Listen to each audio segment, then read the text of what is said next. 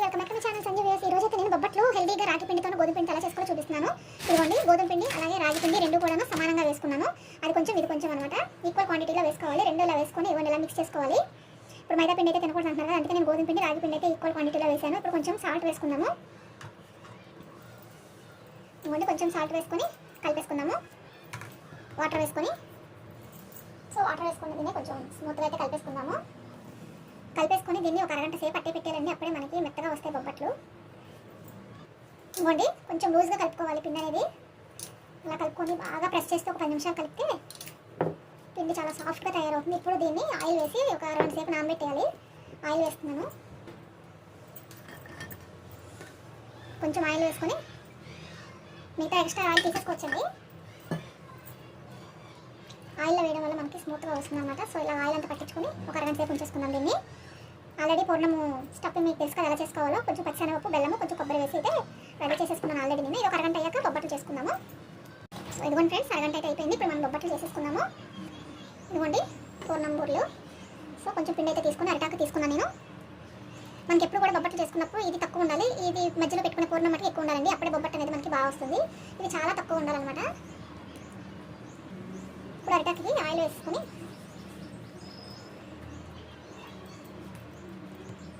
ముందే ఇప్పుడు మధ్యలోనే పూర్ణం పెట్టేసుకున్నాము. దీన్ని క్లోజ్ చేసుకొని చక్కగా. చాలామంది వీడియోస్ చూస్తున్నారు కానీ లైక్ చేయట్లేదు ఫ్రెండ్స్, ప్లీజ్ లైక్ చేయండి. నేనైతే యూట్యూబ్ స్టార్ట్ చేసి 4 years అవుతుందండి. అయినా ఏమాత్రం గ్రోత్ అయితే లేదు. అంటే అప్పట్లో యూట్యూబ్ స్టార్ట్ చేసినప్పుడు ఏంటంటే కాంపిటీషన్ తక్కువ అనమాట. అంటే కరోనా టైంలో నేనైతే యూట్యూబ్ స్టార్ట్ చేశాను. అప్పుడు చాలా కాంపిటీషన్ తక్కువ, ఇప్పుడు కాంపిటీషన్ ఎక్కువైపోయింది. సెలబ్రిటీస్ వాళ్ళందరూ బాగా ఛానల్స్ పెట్టడం వల్ల కొంచెం కాంపిటీషన్ పెరిగిందనమాట. సో అయినా కూడా నేను పట్టు వీడియో విక్రమార్కురాలాగైతే చేస్తూనే ఉంటున్నాను వీడియోస్. సో ప్లీజ్ లైక్ చేయండి, సపోర్ట్ చేయండి ఫ్రెండ్స్. దీని వెనక ఎంత కష్టం ఉంటుందనేది మాకు తెలుసు. ఎందుకంటే ఇవి ఇప్పుడు నేను ఫస్ట్ మా అబ్బాయి స్టార్ట్ చేశాడు యూట్యూబ్ అనేది. సో వాడు క్లాసెస్ స్టార్ట్ అవ్వడం వల్ల, హాస్టల్లో ఉండడం వల్ల నేనే మొత్తం ప్రిపేర్ చేసుకున్నాను. వంట చేయడం కానీ, షూటింగ్ చేయడం కానీ, అన్నీ అప్లోడ్ చేయడం అన్నీ నేను ఒక్కదాన్నేనండి. చాలా కష్టం అనమాట.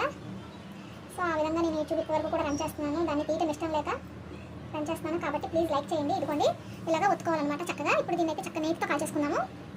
ఇంకోటి ఫ్రెండ్స్, ఇప్పుడైతే నేను తయారు చేసుకున్న నెయ్యి అయితే వేసుకుంటున్నాను. వేసుకొని దీన్ని ఇంతే ఫ్రెండ్స్, హెల్దీ రాగి బొబ్బట్టు అయితే మనకి రెడీ అయిపోతుంది. కొంచెం నెయ్యి ఎక్కువ వేసుకొని అయితే కాల్చుకొని ఈలోపు ఇంకోటి ప్రిపేర్ చేసుకున్నాము. అలాగైతే నా యూట్యూబ్ అయితే స్టార్ట్ చేశానండి.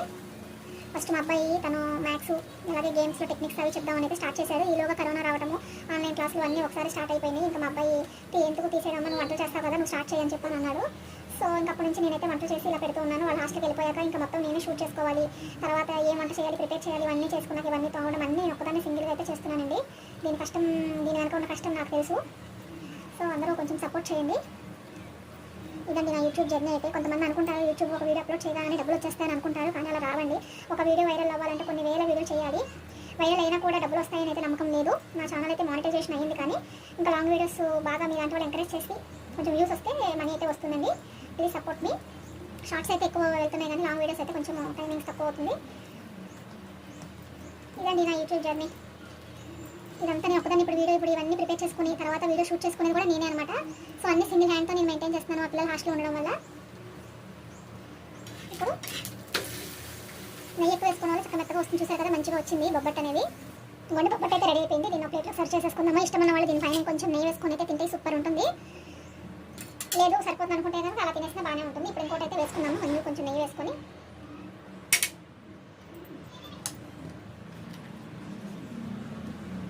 ఇంతేనండి, వెరీ సింపుల్ అనమాట. ఇలాగ మిగతా కూడా చక్కగా మంచిగా సిమ్లో పెట్టి కాల్చుకోవాలండి. బొబ్బట్టు అనేది మంచి మెత్తగా వస్తుంది. రాగి పిండితో చేశాను కదా, సూపర్ వచ్చినాయి అనమాట. సో ఇది ఫ్రెండ్స్ రాగి బొబ్బట్లు. నాకు నచ్చిందా ఈ వీడియో? అందరూ చూస్తున్నారు కానీ లైక్ చేయట్లేదు. Please like, share, subscribe friends.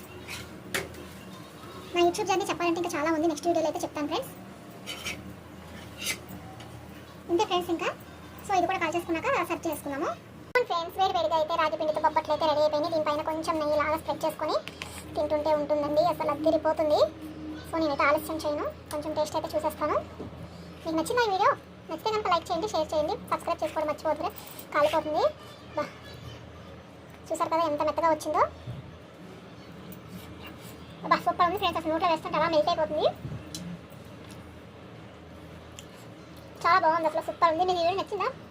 నచ్చితే కనుక లైక్ చేయండి, షేర్ చేయండి, please subscribe. See you next video.